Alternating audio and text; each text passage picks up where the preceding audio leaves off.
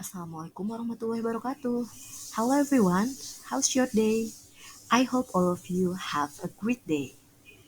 Alright, today we will learn how to retell our experience through a story called Recount Text. But of course, firstly, we have to know what is recount text. Recount text is a text which tells or which retells the events or experience in the past. And the function is to inform about past events and entertain people with our experience or story in the past. And here I have an example of simple recount text. Alright, this title is My Weekend Story. On the weekend, I went to the park with my grandpa. First, I played on the long slide. Then I and grandpa went to the swings. It was lots of fun. Next, we sat down at the picnic table to eat for our lunch. After that, grandpa and I left the park and walked home. Finally, we both had a rest on the couch and fell asleep. I really enjoyed my time with grandpa. It's called a recount text. Why? Because the writer retell his experience when he went to park with his grandpa. Okay?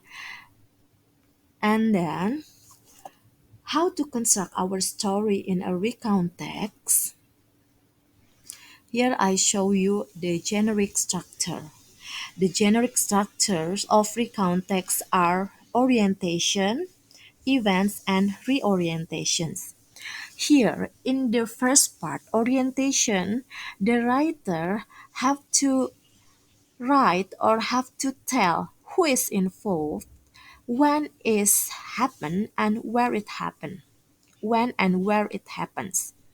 Then the second part is events. So the writer here have to write part of the events.